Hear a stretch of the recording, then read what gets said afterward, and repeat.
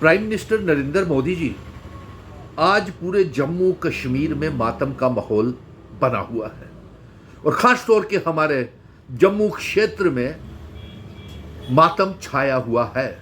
लोग खून के आंसू रो रहे हैं। हमें गर्व है अपने जम्मू कश्मीर की पुलिस के ऊपर, अपने सुरक्षा बलों के ऊपर और जम्मू कश्मीर के पुलिस के साथ साथ अपने director general of police Nalin Prabhat साहब के ऊपर, जिन्होंने अपने कंधे के ऊपर 4 शहीदों को तिरंगे में लिपट करके श्रद्धांजलि दी।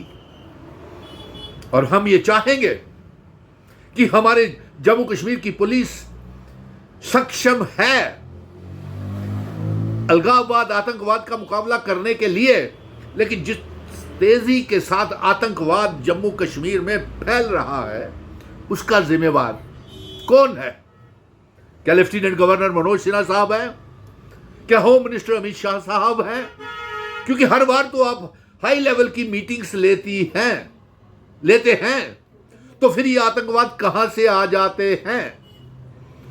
हमें अफसोस है।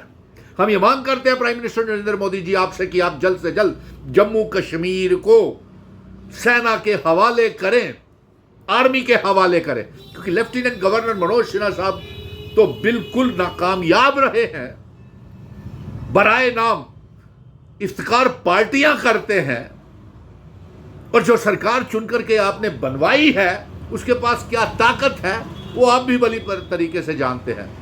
एक मुख्यमंत्री को ना लेफ्टिनेंट गवर्नर अपनी यूनिफाइड एरिया कमांड की मीटिंग्स में बुलाते हैं, ना होम मिनिस्टर अमित शाह साहब बुलाते हैं, और ऐसा मुख्यमंत्री और ऐसी सरकार आपने बना दी हुई है कि वो सरकार जिसके पास तलवार नहीं और खाली म्यान लेकर के घूम रहे हैं, और ऐसी सरकार आपने बनाई है जो बराए नाम नूरे दस्तार की तरह आपने सरकार बनाई है। क्या करें हम इस सरकार का? और मैं ये कहूंगा चीफ मिनिस्टर उमर अब्दुल्ला साहब से कि आप कड़े अल्फाज में केंद्र मरकज की सरकार के साथ रिजेंटमेंट और विरोध दायर करें कि जम्मू कश्मीर के बेकसूर बेगुनाह मासूम लोग टारगेटेड किलिंग्स और शहादत के शिकार क्यों हो रहे हैं। आज हमारा कठुआ, सांबा, हीरानगर, बिशोली, बिलावर, डूडू, बसंतगढ़, उधमपुर, डोडा, किश्तवाड़, भद्रवा, रियासी, पुंछ, राजौरी, मेंढर, सुरनकोट, फ्लाई मंडाल, कोई क्षेत्र नहीं बचा हुआ जहां पे आतंकवादी नहीं है। आतंकवादी आते हैं, कहां से आते हैं प्राइम मिनिस्टर साहब आप बताइए। अब सेना के हवाले जम्मू कश्मीर को कर दिया जाए, हमें लेफ्टिनेंट गवर्नर बदल करके दे दिया जाए, क्योंकि ये लेफ्टिनेंट गवर्नर मनोज सिन्हा साहब नाकामयाब रहे हैं आतंकवाद को काबू पाने के लिए। और हर क्षेत्र में आर्टिकल 370 को आपने दफन कर दिया। महाराजा हरि सिंह जी ने हमारी सुरक्षा का कवच ये आर्टिकल 370 और स्टेट सब्जेक्ट दिया था, आपने उसे अपनी सियासत का बलि और भेंट चढ़ा दिया अपना सियासी मफाद के लिए। आर्टिकल 370 तो कभी भी जिम्मेवार आतंकवाद के लिए नहीं था, वो तो हमारी हिफाजत करता था, हमारी जमीनों की, नौकरियों की। लेकिन आपने हमारे नौजवानों को, अवाम को बेरोजगार कर दिया, ना रियासत दे रहे हैं। और सरकार भी ऐसी बनाई है जो नूरे दस्तूर सरकार है, जिसके पास ताकत नहीं है और तलवार भी नहीं है और खाली म्यान लेकर के घूम रहा है हमारा मुख्यमंत्री। बताइए क्या करे इस सरकार का? ये मैं खुले शब्दों में कह रहा हूं। और चुनी हुई सरकार को भी आज इतना गुस्सा है, इतना मातम छाया हुआ है, खून के आंसू है, हर घर घर में खौफ है, मातम है। हम अभी हमारी चिताएं ठंडी भी नहीं होती कि दूसरे एनकाउंटर हो जाते हैं। इधर एनकाउंटर होते हैं तो मिसिंग हो जाते हैं बच्चे, अगवा हो जाते हैं और उनकी डेड बॉडीज मिलती हैं। कुलगांव में, जेड मोड टनल के में, कश्मीर में कहां है? हिंदू, मुस्लिम, सिख, ईसाई तमाम मजहबों के लोगों की शहादत हो रही है। हम और इसे बर्दाश्त नहीं कर सकते।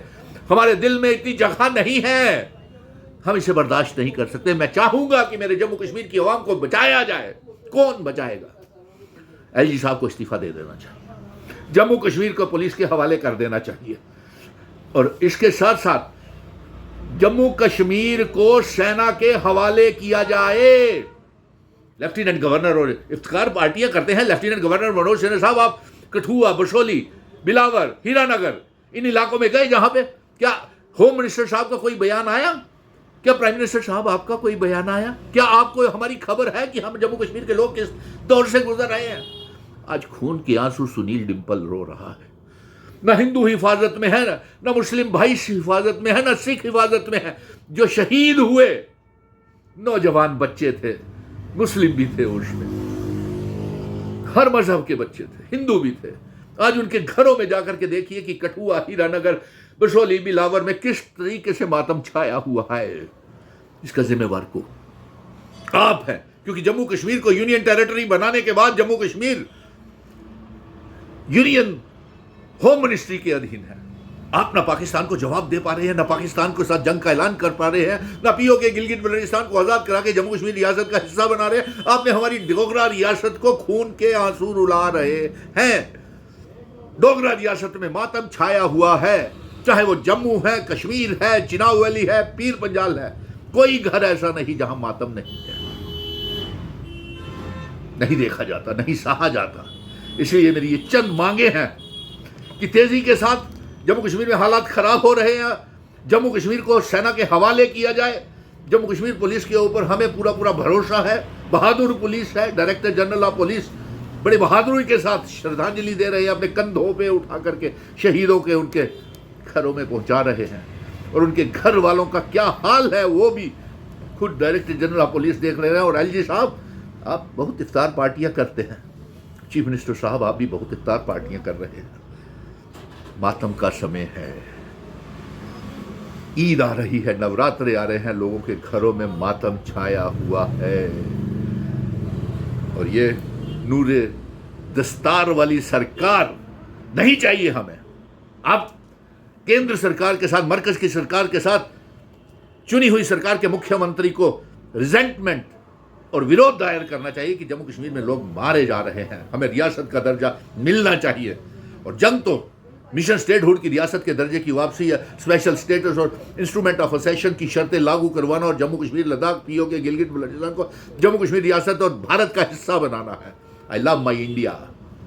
We are bleeding, our hearts are bleeding. इतने जख्म आ गए हैं, इतना मातम हमसे बर्दाश्त नहीं होता, हमारे दिलों में इतनी जगह नहीं है। प्राइम मिनिस्टर नरेंद्र मोदी जी, जय हिंद, भारत माता की जय।